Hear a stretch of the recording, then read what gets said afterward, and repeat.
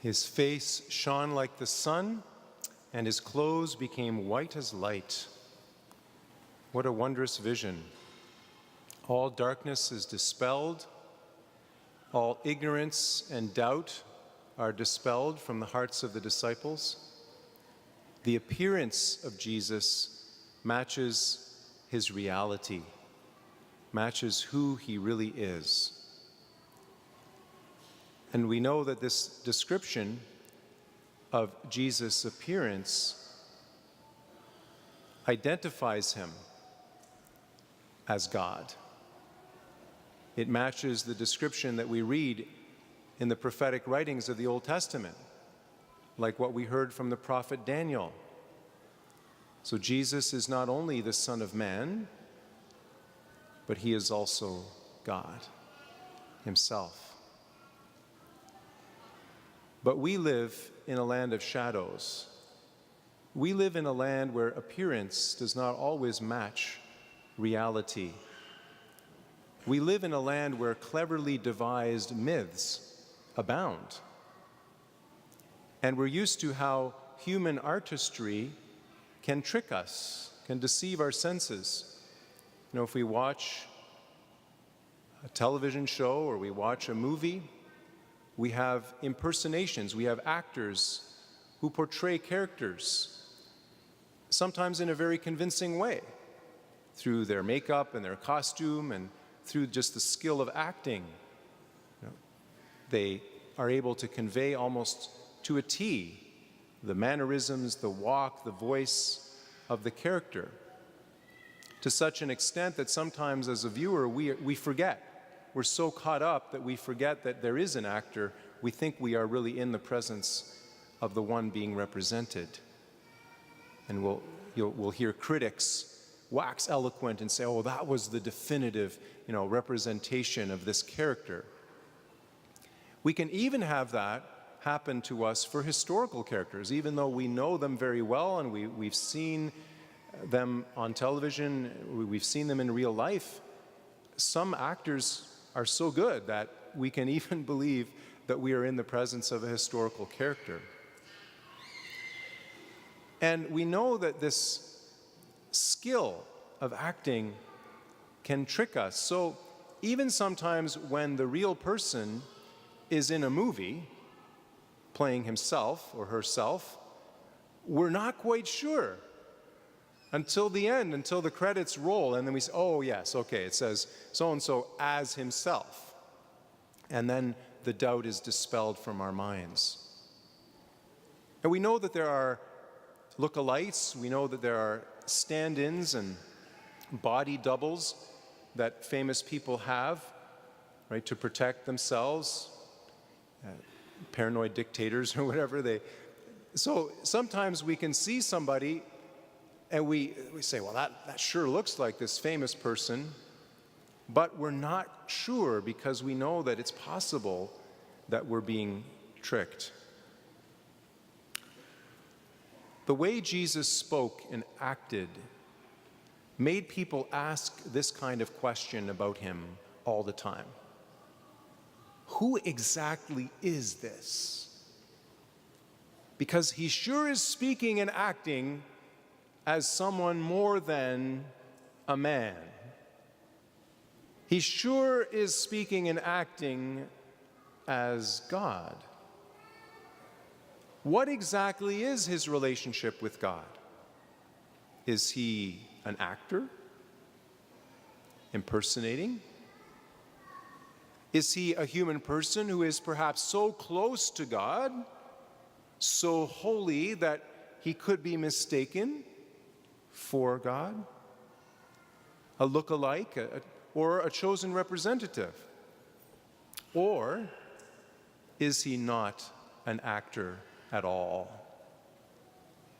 And that's the scariest scenario. Is this God playing himself? Is this God entering the story and becoming a character in it? As Christian believers, As followers of this Jesus, we know the answer to that question. We proclaim it every Sunday. In fact, we'll be proclaiming it out loud in just a few minutes. He is God from God, light from light, true God from true God. He is God the Son, God the only begotten, God the Word, and he became flesh. He became man to save us. The human body of Jesus, then, is not a mask, it's not a costume, it's not some fancy CGI. It's God the Son's own human body. So that when we look at him, when we touch him, when we hear him, we are in direct contact with the living God.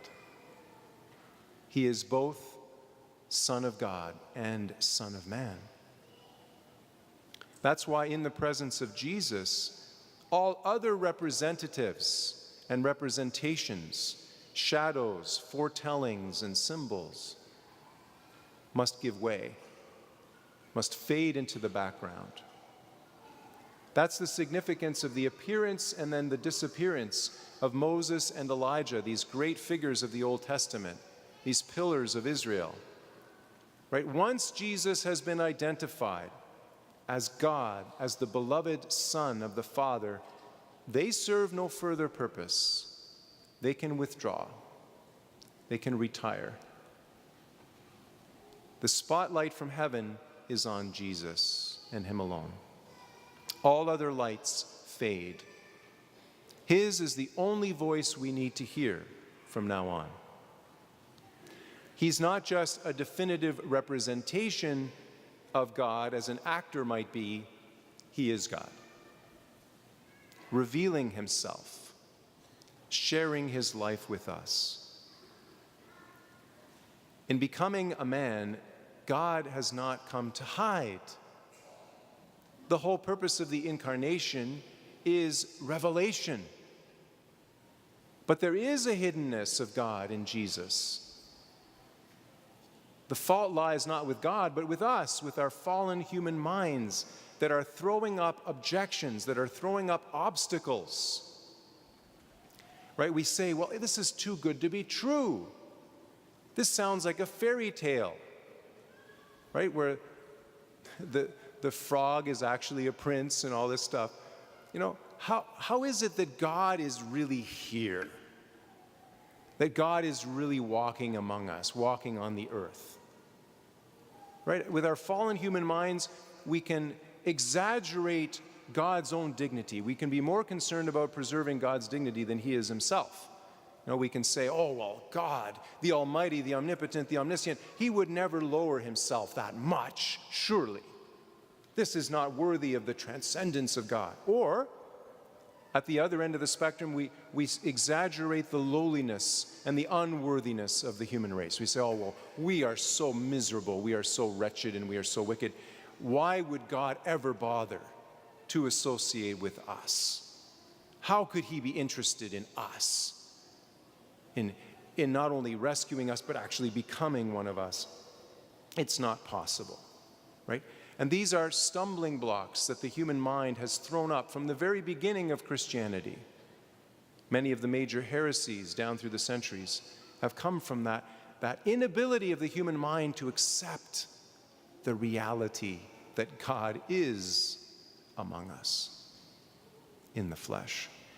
There's a scandalous dimension to the incarnation. The word scandal means a stumbling block, something in the way that makes me fall over, fall on my face. Right? If this is true, if God really is present, then he's acted in a way that upsets all our human categories. He's broken all the rules.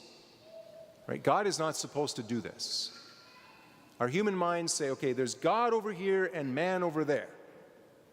Infinite distance between them. Not supposed to be bridged. But God just broke the rules. He just rewrote them.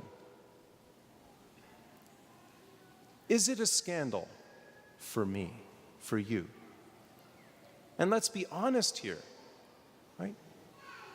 Do I really believe? Right? Yes, I'm going to profess the creed out loud in just a few minutes, but has it really sunk in that the God of the universe, who holds everything together in perfect harmony from the biggest star to the smallest subatomic particle, right, is interested in having a human face, in having human emotions, human relationships? He's interested in eating, sleeping, getting tired, suffering, bleeding, dying on a cross, becoming my food? What kind of God is this? If I really accept the truth of the incarnation, it's going to completely upset my understanding of God. I'm going to have to accept that we have a God who is excessively in love with the human race, with his own creatures. He's inexplicably and excessively in love with me and with you, to the point of wanting to be united with each one of us as with an equal, not a superior. Doesn't make any sense. But this is what God reveals on Mount Tabor. It will have to alter the way I look at God, but also at those with whom God has chosen to associate. And not just with his holy apostles, Peter, James, and John, or the Blessed Virgin Mary, or all these great saints down through the ages, but the lowly ones that Jesus seemed to love so much. The hurting ones, the broken ones, the sinful ones, the ones who happen to be sitting in the pew right next to me this morning. Those ones. He loves them enough to become one of them. So as we continue this celebration of this wondrous feast, let's hear Jesus say to each one of us, to our hearts, I came for you.